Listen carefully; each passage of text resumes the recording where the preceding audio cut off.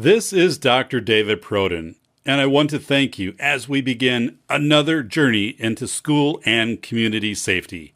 If you're looking for industrial safety expert, Appalachian State University professor Dr. Timothy Ludwig, please visit www.safety-doc.com.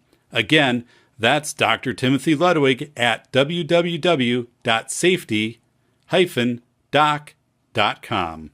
Pancake robot, come and get 'em while they're hot. The pancake robot is coming to town. He's mixing up the batter and he's laying it down. Welcome to the Safety Doc Podcast with author, radio host, and nationally recognized safety expert, Dr. David Perrodin. Join us each week as we discuss the best and most bizarre practices in safety preparation and crisis response. Follow Dr. Perrodin on Twitter at SafetyPhD. And remember, the truth will keep you safe. Hi, everybody. This is Dr. David Proden, and welcome to the Safety Doc Podcast. Today, I'm going to talk about Food Allergy Awareness Month, and that turns out to be May.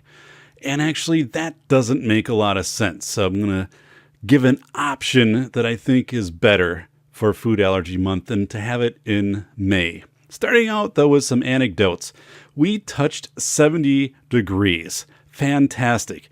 The family, we went to a shoe store, outfitted everybody with shoes. I replaced my 20-year-old sandals that had disintegrated. Everything was great. 3 days later, we had a snowstorm. Wild spring. So the temperatures are slowly working their way back up toward normal, but this is one of the chilliest springs I can remember, and I've lived in Wisconsin my entire life. I had a terrific interview with TJ Martinell of Mountain Pass Podcast. Check it out. You can find it on SoundCloud, Mountain Pass Podcast, or just follow my Twitter feed at SafetyPhD, and you'll find the link where I've shared out the interview that I did with TJ. We talked about my book, School of Errors, Rethinking School Safety in America, which is officially releasing on Saturday, August 10th, but is pre-ordering right now.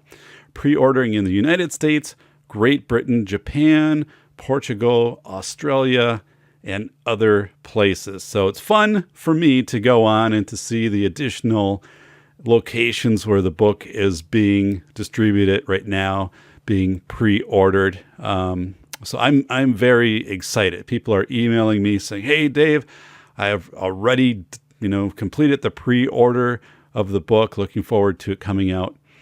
I do refer to it as the most honest book ever written about the $3 billion school safety industry. I completely back that. This book was about 3 years in the making, a ton of research, including interviews with Dr. Paul Rapp, head of military medicine, Sean Dickers, professor and multiplayer game designer, and others working with the New York City Planning Department to help bring forward this book. It is really going to be something much different than the typical school safety book. I apply a lot of perspectives, a lot of theories into school safety that really haven't been applied in this field before, and do it through a ton of fascinating, exciting stories. One includes a time that I fought a fire in dress clothes and burned the soles off of my shoes. So, yeah, another reason to go and get shoes, right? Anyway, check out the interview with TJ Martinell on SoundCloud Mountain Pass Podcast. It is his episode number 39. We spend about an hour and 20 minutes talking about the key themes of the book. And something very fascinating that came out of that discussion, which I hadn't thought about before, was for me to stay relevant in the area of school safety, I needed to recalibrate my fee structure. Basically, I needed to charge more because the industry was charging more for consulting services. So I did increase my fees by about 30% and suddenly was back into that range where people viewed you as credible. So amazing that you could be excluded from opportunities simply because you didn't charge enough. And that's kind of the craziness of the industry right now because of all of the federal money coming in, the state grants that are coming out for safety. If you can spend more, typically that's where people will go. That's the direction. If you have camera A versus camera B, they do the same thing. Camera B is more expensive. People will go with camera B. Doesn't make a lot of sense. But again, when you're not fully responsible for those dollars, when they're coming through a block grant that you can spend any way toward safety devices, fortifications, things like that, consultants, a lot of wacky stuff happens. So I get into that and we talk about where school safety is at now from the perspective of the student, the parent, the taxpayer, and where things likely will go. So it's a fascinating interview with TJ Martinell. My book is doing very well, and you can find it right now. Go online with Amazon or Barnes & Noble. And again, School of Airs, Rethinking School Safety in America. The cover art is done. The complete book has been laid out cover to cover. So it is going to print. They are stocking the warehouses. And again, they will begin their international shipments in July in their bulk orders. Then in August 10th will be the official release when you can get your hands on a copy. But go ahead and pre-order. A lot of people have been contacting me from all around the country saying, hey, we've pre-ordered your book. We're very excited. And I just can't say enough about the people who have an interest in wanting to be informed about what's really happening in school safety. You know, I'm empirical. Back in 2013, when I gave a presentation on PBS about school security and crisis preparedness, I was at a podium with 30 pages of citations. And the book also is very much anchored into citations and into research, but it doesn't read as something that would be like a research paper, not anything very thick and clunky like that. But whatever I'm telling you in that paper, whatever I'm sharing, anchors back to a large amount of research that I put into that position. A few shout-outs right away to John Grant and the 405 Media out of Los Angeles, California for airing the Safety Doc podcast Monday through Saturday, 2 p.m. PST. John Grant, the 405 Media, the League of Extraordinary Podcasters, a podcast radio station. Please check it out. The League of Extraordinary Podcasters at the 405 Media. Also, radioandpodcast.com, radioandpodcast.com with our good friend Jim Mallard. Check out all of the shows, add it to radioandpodcast.com. Also following a format of a curated radio type show. Jim is picking out specific episodes from his guest, and he has literally hundreds, if not thousands of shows that he goes through and he'll insert into his lineup. So it's always fresh, always exciting. Just a little while ago, he replayed a show where I was a guest, and we talked about the Hawaii missile crisis where they thought they had an inbound missile. But check out Radio and Podcast. And he's really put a lot of effort into advancing that site and all that it has to offer. Always quality when you work with Jim Mallard. Let's talk about Food Allergy Awareness Month.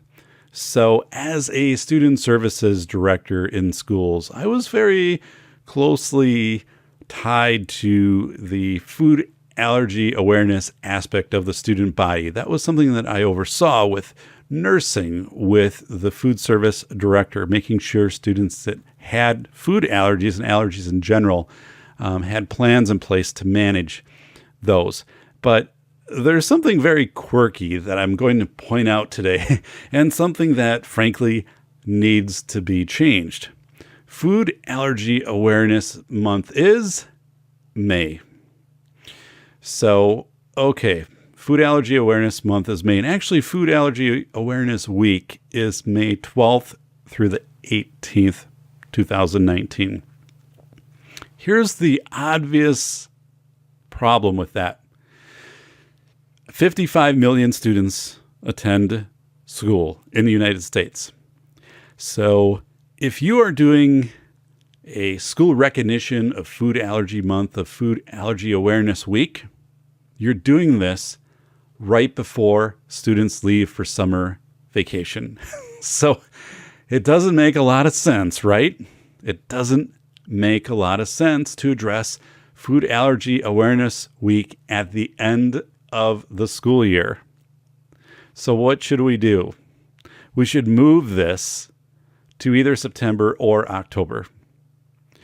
So it's fine to do a refresher at the end of the year, but to have this month where we know, 55 million students attend school, and we know that school is a significant area where food allergies are addressed. There should be some movement on this. There should be somebody saying, you know what, whoever's in this food allergy group, one of the main players here is the Food Allergy and Anaphylaxis Connection Team, FAACT, we'll say fact. But somebody needs to get some movement here and say, you know what, I don't know why this started in May, but we have to change it. It doesn't make sense to do this in May. We have to move it to the start of the year. So I just think that it's a crazy thing to do this in May. So let's talk though about allergy management, everything that goes into it, and this will start then to make the argument of why we need to address this at the start of the school year in September, October, and that's not only the start of a school year, but start when students are going back to daycares, for example, and with fall, we have so many other things that come into play. Students coming back to universities, so it affects that post-secondary setting too. So it just is the perfect time to do this. But let's talk about this. I wrote an article called Apples for Applesauce, and maybe did that about 10 years ago. Here was how basically that article came to be. I was a special education director in a district of about 2,500 students in Wisconsin, and new to that role solely in a district. I had worked as a director where my time was split across some smaller districts, but working solely in this one district, I learned that one of the responsibilities I had was to ensure food allergy awareness and food allergy safety for the students in the district that presented with food allergies. That also included making sure we're caring for the medical needs, so students with type 1, type 2 diabetes, for example. So we had a shift mid-year in vendor products. We were getting applesauce from a certain vendor, and then halfway through the year, it came from another vendor. That might not seem like a big thing, but it was, because the applesauce had a certain amount of, sugar, carbohydrates, whatever, per serving with vendor A. That was all calculated out, and then the serving size that would go on a student's tray and everything was known. But when it went to vendor B, it significantly changed. Even though it was applesauce, the composition of the applesauce, the amount of sugar, the amount of carbohydrates was different. And we realized that the students that we were serving, the same serving size that had type 1, especially type 1 diabetes, this was having a negative reaction. They were having a negative reaction to this, right? So we finally kind of figured out what was going on, and we pinpointed it down to this applesauce, that it changed, and we didn't realize that even though it was applesauce, it was different as far as how much, again, sugar, carbohydrates, things like that. So it brought this massive awareness of how often were we changing products. And as we were changing products, were we making sure to check labels? And even as we change products, were the products consistent from can to can? Or, if it was frozen, whatever, that product, was consistent from product to product. So there's a lot to keep track of there. And it's something that we came up with a process on how to do that and just an awareness. So I wrote this whole article called Apples for Applesauce, just alerting other special education directors or school administrators or people that were in charge of school lunches of saying, you know what, here's something we ran into and you might run into it too. So watch your labels. And then if you can order enough product for the whole year, for example, if it was applesauce, if we could have, ordered for that entire year, school year, that would have served us well.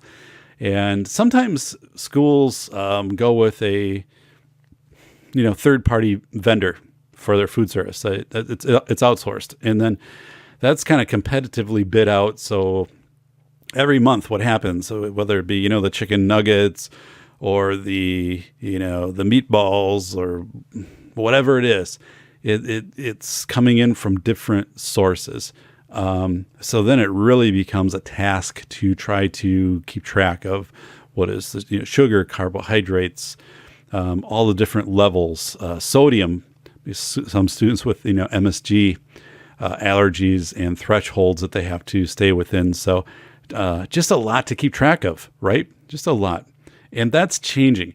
It's not the days when if you made mashed potatoes, like when I was going to school, you could actually, if you got to the kitchen setup early, you could watch the cooks mash down the potatoes that they had just peeled and get them all ready. I mean, you just don't have that. Things are all kind of just pre-packaged this day.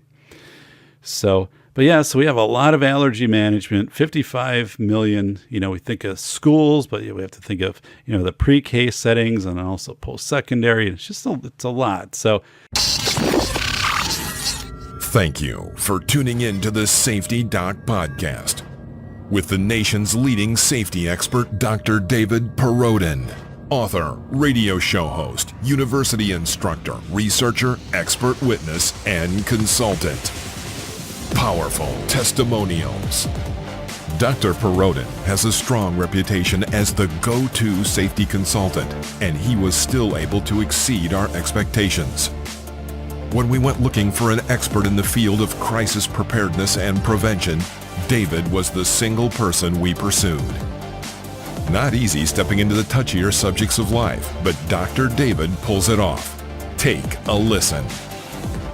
Now, back to Dr. David Perodin and the Safety Doc Podcast.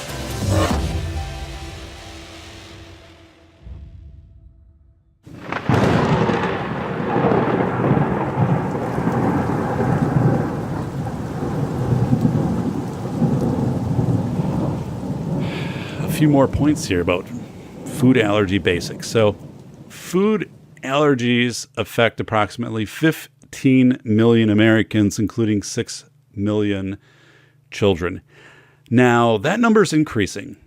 I have spoken with school administrators who share, Dave, out of my kindergarten class of, 50 kindergartners, I now have 20 that present with some kind of food allergy, and I might have, 25 that present with some kind of allergy overall. And that could be an allergy to like clay or latex or something like that. So it used to be pretty rare that we would have allergies. Even when I began in the field of student services 20 years ago, it was rare. 1, 2, 3 students might be an allergy to fish.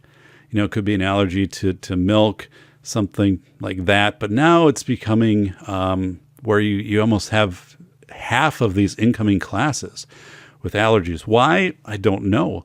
But it is definitely something real that these schools are experiencing. So food allergy is an immune system response to food that the body mistakenly believes is harmful. So what the body does is it can do anything from a mild rash, redness, to swelling, to anaphylactic reaction, to where your throat kind of closes up and you really need an EpiPen to be administered and 911 to be called. So that you have this range of reactions. It's also scary because you don't know what the reaction is going to be. You could have a mild reaction 10 times, and the 11th time that reaction could be severe. Or you might not even know that you have an allergy to something, and suddenly you're consuming that food item, for example, and you have this allergic reaction. When a person with a food allergy eats the food, his or her immune system releases massive amounts of chemicals, including histamine, that trigger a cascade of symptoms that can affect the respiratory system, the gastrointestinal tract, the skin, and or the cardiovascular system. So we talked about including histamine. So kind of, you'll hear people sometimes say, I thought somebody was having a reaction, maybe in a home setting. So we gave some Benadryl, which is an anti-histamine, and that was a way that we helped manage it. That would be if it was mild. Obviously, if it was a severe reaction, that's not going to do much. There would need to be an EpiPen administered, and then likely going to a physician or calling 911. But sometimes, you do hear those things of people giving Benadryl. That's nothing I'm specifically advocating. I'm just saying those things are linked together with mild reactions. We hear that.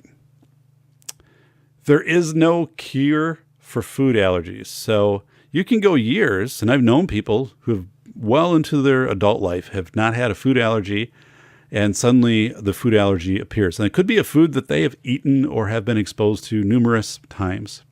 But it seems that once that food allergy happens, once you have that reaction from that point forward, you will always continue to have some type of reaction to that food. We think of, peanut allergies, it's, pretty prevalent. Shellfish is another one. But again, once you have the reaction, there's no cure. And typically it doesn't, it doesn't go away. I know some people who receive shots, prescribed by the doctor to decrease the likelihood of a severe reaction to that. But again, that's something that you would need to be aware of as a student services director, or of course as a parent, if you're managing this with your child. It gets really scary, right? Your child goes on field trips, they start to get into sports, they're traveling away from the school. What happens if they have this reaction? So just a lot of awareness that needs to come into food allergy and allergy management. The prevalence of food allergies appears to be increasing among children under the age of 18.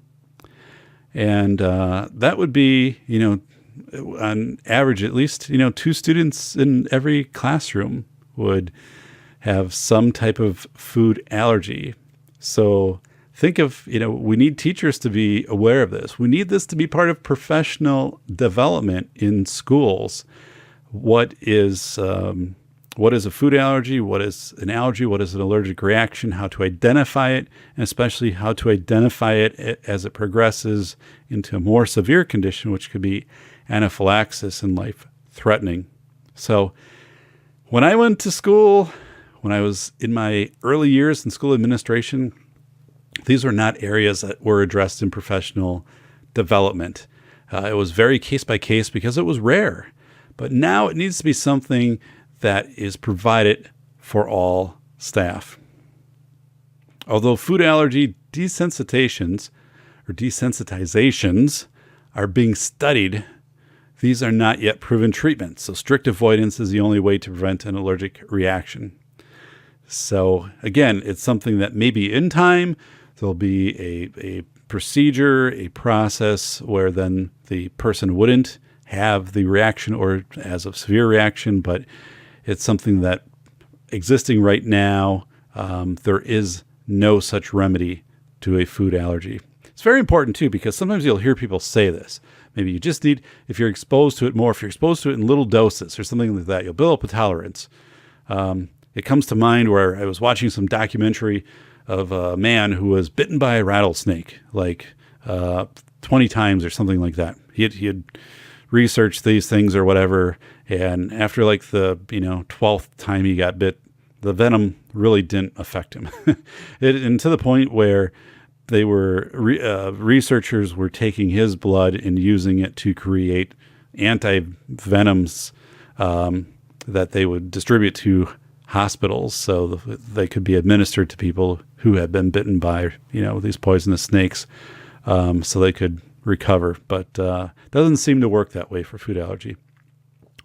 Managing a food allergy on a daily basis requires constant vigilance. So yeah, you need to check what ingredients are in the product. Cross-contamination, it's really difficult going to a public restaurant and knowing what even was on the table before you sat down. Food courts and malls, they're terrifying places for somebody that has a food allergy, because this isn't the area where somebody sat with the one specific food. They could have sat anywhere in the food court and all of the different choices and what could be airborne. And so it is something where you do find yourself checking the box. You do find yourself very carefully preparing things in certain areas of your house. And then just there's certain things that never come into your house.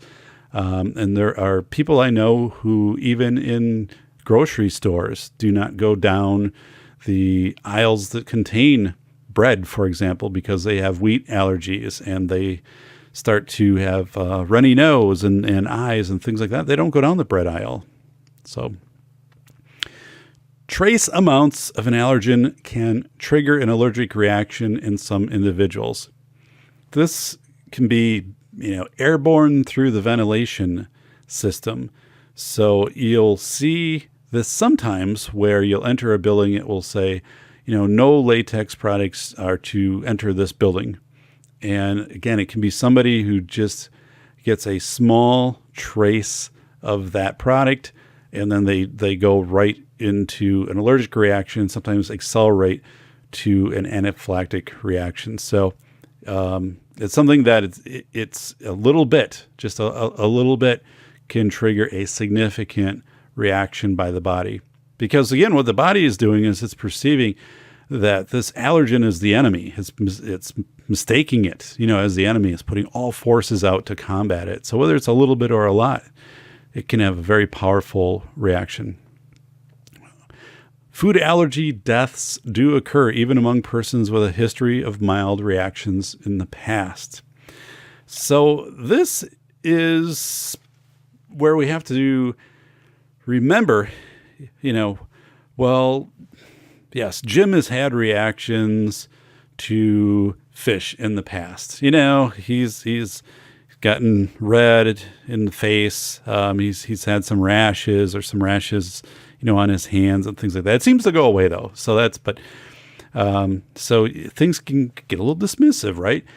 But the reality is, I worked with somebody and they worked at Red Lobster all the way through college, and was a server at Red Lobster, and was in contact all the time with shellfish. And then one day had a reaction. Didn't have a reaction before, or if did, just hadn't paid attention to it. Maybe it was a little redness or something like that, and just hadn't recognized that it was a reaction to the shellfish, but had a severe reaction. Suddenly one day had to be medically treated and then had to immediately leave the job. And to this day cannot eat or be in contact with shellfish.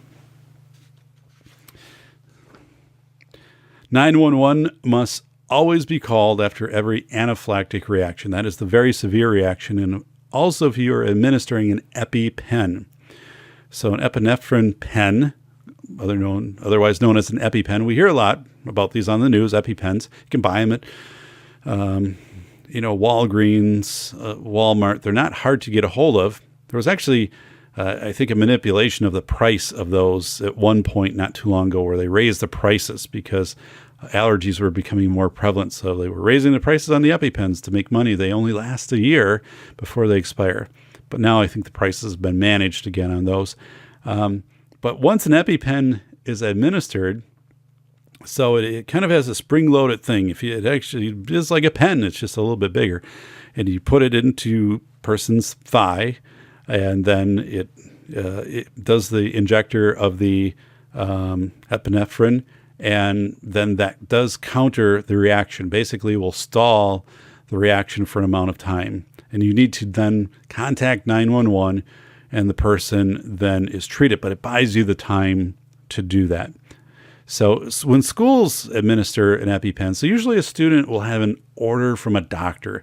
They'll already come to school with this EpiPen. And schools can have EpiPens on standby. And I recommend that they get them.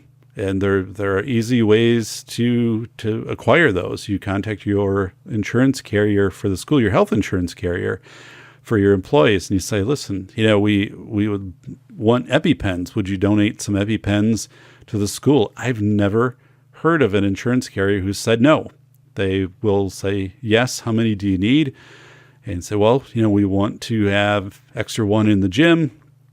We want one in the cafeteria and extra one, in the office. So maybe like 3 per building or something like that. So if not, this is something worth spending money on. Also, you'll have like the Lions Club, JCs, organizations like that who might want to donate things to schools. That's a great item to donate. Say, hey, why don't you donate some EpiPens? And by the way, they do expire in a year. So this, could be something that you donate kind of on an ongoing basis. But so wanting to make sure that once you have those EpiPens, you can have them around, you get people familiar with them. Because what's going to happen? What's going to happen is a student is going to start to, or a staff member or a visitor is going to start to escalate into an anaphylactic reaction where they're going to have a hard time breathing, they're going to be very red. And the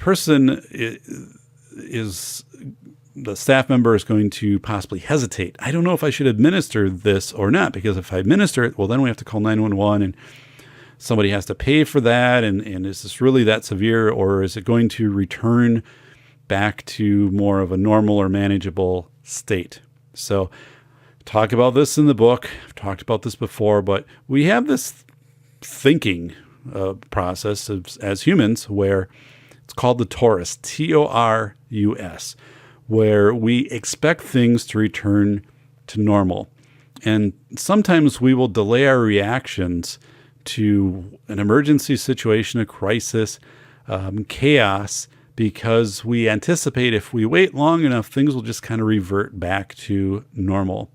So this is where professional development, showing the symptoms of a full reaction to people, you can show that with, like a YouTube video, and say, if they're doing this, if in your judgment, if they're struggling, to, breathe and administer the EpiPen, and we've got your back, you're acting in their best interest to preserve their life, administer the EpiPen, follow the procedures then of having 911 contacted. Often a nurse will be available, but not always.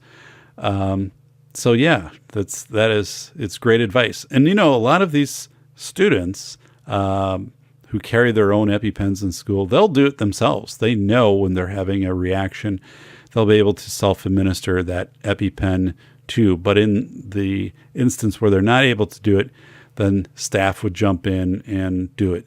So it's nervous, right? I mean, it would be a nervous feeling to administer an EpiPen to someone, just like it'd be, if you're doing like an AED, you're pulling it out of the case and putting, the pads on and administering the shock on someone. That's very invasive. I mean, but if it's something that you have practiced through professional development, you're following the symptoms, and this is what needs to happen as the consequence to the symptoms to, help this person, then you need to do that.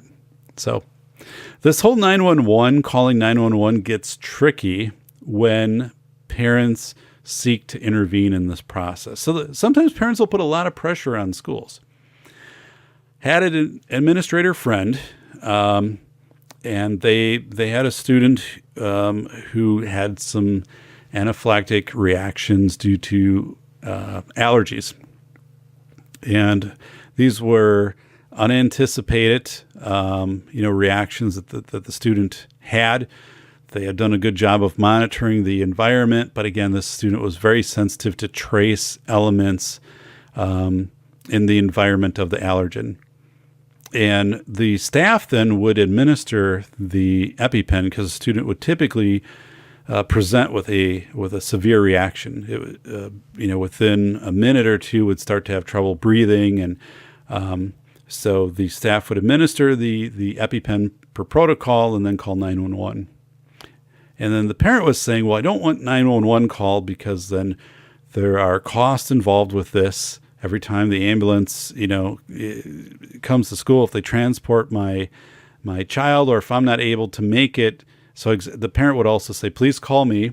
And the school did, but they called the parent after they called 911. And if the parent arrived before emergency services, the school would not, turn that child over to the parent. The school would say, emergency services is on their way. Once they get here, between emergency services and that parent, they could make a decision on whether that child was going to be transported or not. But what was happening is this parent was very upset that the school was calling 911 and also was saying, call me first. I will, come to the school. I will transport the child, but that wasn't reliable. And also from a liability perspective, it wasn't something that the school could take on. So the parent approached the school board and made a case and said, this is presenting an undue financial burden to me. And some of the school board members were sympathetic to that argument. And it took the school administrator and the nurse quite a bit of convincing, to say to the school board, listen, this is our policy and this is our medical protocol. And through the medical advisor to the school, we can't supersede this. We can't make exceptions to these rules because this is in the best interest of the student from a life and death perspective. And finally, the school board relented on that and said, well, we have to follow our policy. But this gets into that whole discussion I had with attorney James Sibley, and that was podcast 95. And boy, was that a terrific podcast. I have so much respect for special education attorney James Sibley. And he was talking about school boards. And in a lot of cases, it's a very entry-level political position, right? And from that, you can maybe work your way up to a city board or county board or something like that, if that's your aspiration, or mayor. But it's really there are a lot of these areas. There's not even people running, so you kind of go uncontested. If someone puts their name out there and they vote for themselves, they're going to get in. So, and you come into these positions, and there's a lot to learn. People come on to boards, as an administrator, I would see this, see turnover, and they come on to a board. Sometimes they have an agenda, also, so you have to work around that, but they don't understand these schools' obligation to care for the medical needs of students. They don't get the whole depth of how that works, the inner workings. So then you need to bring them up to speed on that. But when they are addressed by a parent or parents of students, it can be really tricky for you as an administrator if suddenly the board and the superintendent start to question some of the practices of saying, well, we're getting a lot of feedback, a lot of pressure here from a certain, constituent of parents regarding how we're managing allergies. And you really have to stay strong in that and kind of, I think, get out ahead of it and be educating folks about it, getting things in newsletters and stuff like that. We get Allergy Awareness Month. Boy, if we do Allergy Awareness Month in September or October, and we are getting information out to families and students and presenting to board members about how we're managing allergies. It kind of takes care of a lot of this stuff, right? Versus the end of the year in May, or we have the board meeting a week before we all go on summer break, and we say, yeah, here's what we did for Food Allergy Awareness Week, which was a week ago. Bad timing. Doesn't make sense. Some facts. There are 8 foods that account for 90% of all food allergy reactions. The first, peanuts. Very common. We hear about peanut allergies. 2, tree nuts, cashews, pecans, walnuts, etc. 3, milk allergies. And also tactile milk allergies, meaning if you spill milk, it gets on your hands start to rash. I didn't know that was a thing until about 10 years ago. As a school administrator, I was surprised that one of our elementary students had a tactile milk allergy. Egg, wheat, soy, fish, shellfish, so fish as in like salmon, shellfish, crab, lobster. Not sure a lot of schools are serving crab and lobster, but and however, again, the disclaimer on this is basically any food, any item can result in an allergic reaction. So we talked about, food allergies, but there are so many more types of allergies. Prevalent would be latex. We hear of latex allergies. So how many products are made with latex, though? People have the latex gloves, for example, that were used by nurses and doctors and hospitals and cleaning things up. Those have pretty much been gone. I mean, people don't use this anymore. But how many products have latex in them? It's amazing if we were to go through and identify every single product that could be in a classroom that has latex in it. Clay, students who have clay. So having to go through the art classroom and identify, any clays that are in shelves and getting rid of those for a student that might have a clay reaction, making sure that if clay is used, that those areas then are cleaned very thoroughly. But, stuff that was pretty benign, like we were all making pottery and stuff like that out of clay as kids when I was growing up. But it's different, right now because of these heightened breadth and depth of allergies. So we have this interface between school policy and allergy management, which is tricky to manage, right? So your school policies that you need to provide students a free and appropriate public education, all students, so students with disabilities, under the IDEA, Individuals with Disability Education Act, and then also the ADA, American with Disabilities Act. So those come into play. So we need to provide a setting for students. And then we look at how school policies are structured. And this is where schools can make some steps that can really create cumbersome issues down the road if they're not very thoughtful on how they're doing this. So let me give you an example. A school district comes out and just says, you know what, we're going to ban we're going to ban peanut butter and peanuts from the school. So it's gone. It's off the menu. It's not a snack item for any athletic events or anything like that. It's done. It's a ban. And now with our policy, we've banned this. We guarantee that this is a peanut-free school. So what have you just done? What you've just done by that policy, and schools do this, you've just promised that entire school, that campus, maybe 1 million square feet, if it's a big high school, maybe. That entire campus, you've just said, this is a peanut-free campus. We are saying that there will be no peanut allergen in this campus. But you can't really do that, right? You can't enforce that. You can't check every student who comes in. Your gymnasium that holds 2,500 people, you don't know if somebody has something in their pocket, those those sweet and salty mixes. You can get those at a vending machine, at a gas station or convenience store, on your way to school. And they have, raisins and peanuts and, M&Ms and stuff like that. You don't know. And have you wiped down every surface of the bleacher, every door handle where these potential allergens could be? Are you checking everybody as they're coming into the building? Well, no, of course you're not. But you've just created a policy that basically says, this is what we're doing, right? This building is peanut free. There are no peanut allergens in the building.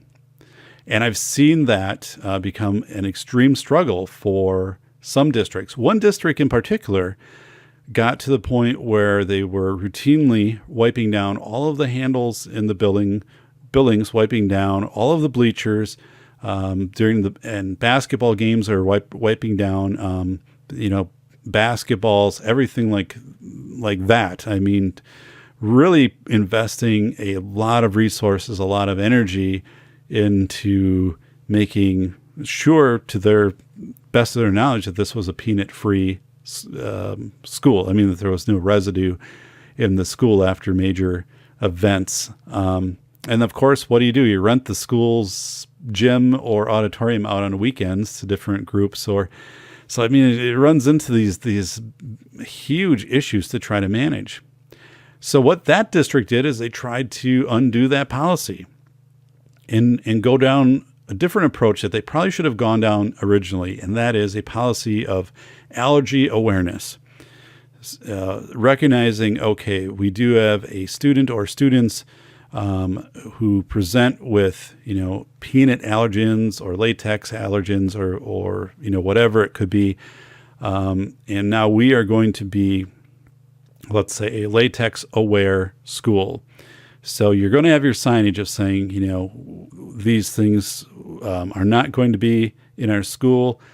Or if we do have, for example, certain things that are served on a menu, we're going to make sure that we don't have cross-contamination on where these things are made, in the kitchen. And then also when we clean tables, that we're going to also have a table that is designated as, for example, peanut-free.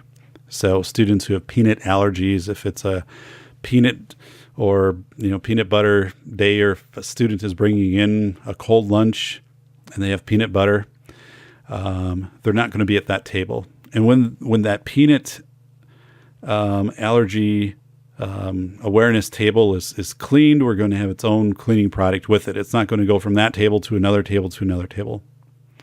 So one of the justifications for example, peanut allergies, of having this awareness policy is, peanut butter, for example, is a source of protein. You don't have to refrigerate it. It's very convenient for a lot of parents. And if you don't have an airborne reaction with a student, if it is a physical contact reaction, many schools are able to manage this through how they prepare, the peanut butter sandwich and how students are situated within the lunchrooms. And then outside of that, typically it's no sharing of food. And there, you also have to look at preparing the student with life skills for outside of school, and also when, outside of school while they're school age, but also as they get older, as they're interacting with different environments, they're self-advocating. Tell me how this was made in your kitchen. Do you also have peanut or nut products that you make in the same kitchen? But you need to prepare that student. That's something, again, Attorney James Sibley and I talked about, is looking long range. Our discussion was more on, of course, safety drills, of exempting students from safety drills, and how in the moment that might seem like a good thing to do, but in the long run, you're not equipping that student with the requisite safety skills. And it can be the same thing with helping students to understand and navigate their environments, because as much as we can control that school setting, we can't control the food court at the mall. And we can't control if they're visiting with some other people, or if they are taking an Uber ride and someone, had a peanut butter sandwich in the vehicle before they got in, or just so, we need to look globally at how we are helping these students across all the settings that they're probably going to encounter in their life. So a few things. So right there, to be allergy aware, I think is a good move for policy. Again, I'm not a lawyer. Legal counsel will advise districts or whoever their policy advisor is. But once you go with a ban gets pretty strict in legal terms, and you have to be able to enforce that assurance in your school. And I don't know of any school that has the ability to do that because of the scope of the school, the people that are coming in and out of that building, and not only during the school day, but during after hours. So a few things that I've done is I've worked with food service, and we have had discussions with parents, or we've opened up forums, like 1 or 2 nights during a school year, maybe every other year. We do a presentation and say, with maybe 10, 15 slides, just some general information like I shared today, but some district-specific situations saying, we have these many students who are identified with allergies, and here are the steps that we take to manage allergies and some of those types of things, without getting, specific to a student, but have listening sessions. So invite parents in and say, do you feel like you're aware of what's happening in the school, and what could make you more aware? Remember, this is where advisory comes in. When you have listening sessions, those are advisory. That's not a parent or parents to come in and tell you how to manage allergies. I want to make that very clear. It is advisory, but it's bringing in a perspective and having an opportunity to ask questions. And usually I would tie this in with like a review of policy. So this is where the director of food service can talk specifically about how they prepare meals and avoid cross-contamination. And then I can talk to you about the professional development component that goes in. You could even, bring in books. I think we did that one time. We just had ordered a number of books, or the librarians did. I think like Alex's Terrible Allergies or whatever the books were at elementary. And we shared that we were integrating those into the classroom curriculums to help students become more aware, and then also just more accepting of their peers with allergies. So those went very well, those type of sessions. They really weren't attended that well. But the fact that we made them available, I think, was very important. And then also work with area school districts. So there's so much that can be gained by just holding. I did it. I hosted an allergy summit. We invited maybe 5 or 6 area districts, and then also our state Department of Public Instruction, the nurse. She came down, and we did a presentation on what we were doing as a district for practices, and then other districts talked about their practices, and it was a terrific time for the nurses of one district to talk to the nurses of another and say, well, here's, what we do, or I like this, or you have this, and here's a form, and the food service folks to share information, and the directors to say, here's how I'm getting professional development out. What are you doing? So this complete sharing, cross-pollination of very important information. The DPI nurse thought it was exceptional. And we went a step further with it. I met with my alternative school teacher, and I said, would your students be interested in a project where they studied allergies, and then I'm willing to purchase, like the black light. So, you can wash your hands and for 60 seconds, and then you put it under a black light. And if there's any residue left like peanut residue or any, just residue in general, it will show up, it'll luminesce, right? And I said, I'm willing to purchase this, which could be part of this demonstration. And she took it and ran with it. And the students, they just totally became immersed in this. So maybe like 10 students. So they were part of this. They came in, did a presentation, and talked about, really singing like the ABC song. But it was a twofold thing. So they did this presentation for this kind of informal summit that we had. Maybe like 40 people attended across these districts. But then they also went to all of the elementary schools, kind of this traveling circuit. And they would present, maybe, one day it would be to a second grade class or second and third grade. And another day it would be the third and fourth. And they would talk about food allergies and how allergens are on your hands. And, that if you use the squirty alcohol-based stuff, it doesn't get rid of the allergens. So you have to wash your hands. And then the kids would go in to the bathrooms and they would be tasked with washing their hands. So they would show them a black light, like they would beforehand. What they had this kind of box where then the kids could put their hands in, and they could see it. It was pretty cool. They figured out online how to make this things like out of cardboard and stuff. And then when the kids came out, they did the same thing, and they would be able to see how much of the stuff they got off. And if they didn't get their hands clean enough, they would send them back in. But wow, was that important? And it also, so it empowered the alternative students. It was educational for our younger students, and it had an ancillary effect of kids washing hands during flu season. And it was later that year that the nurses came back and said, you know what, like we had a drop this year in the kids who were out because of sickness, and we think it was better hand washing. So we had all of these kind of ripple effects.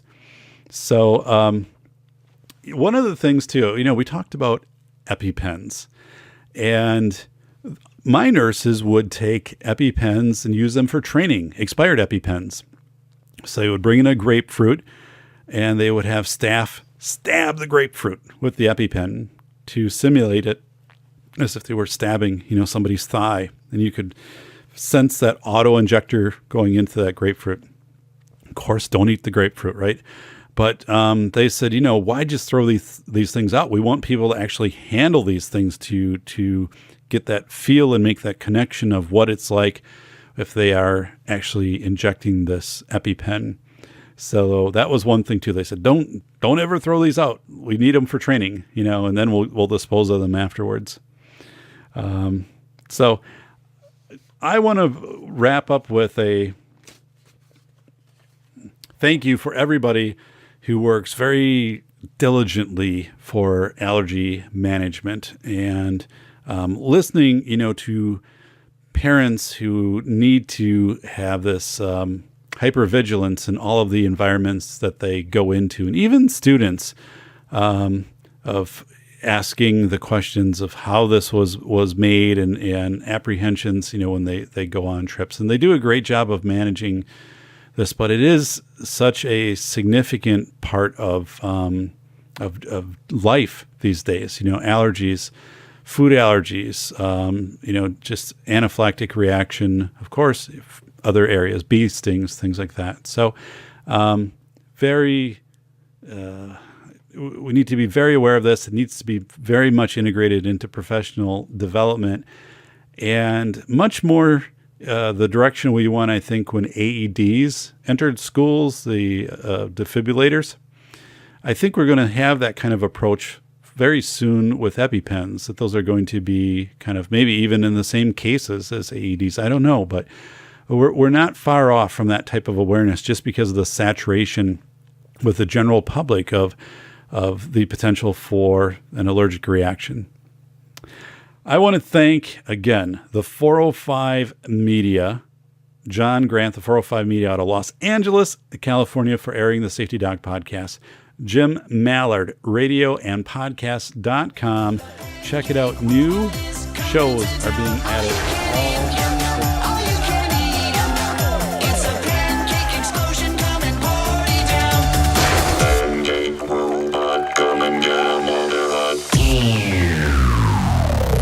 This has been the Safety Doc Podcast with author, radio show host, and leading safety expert, Dr. David Perodin.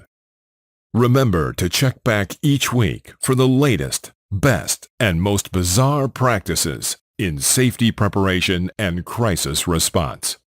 You can find Dr. Perodin on Twitter at SafetyPhD. And remember, the truth will keep you safe.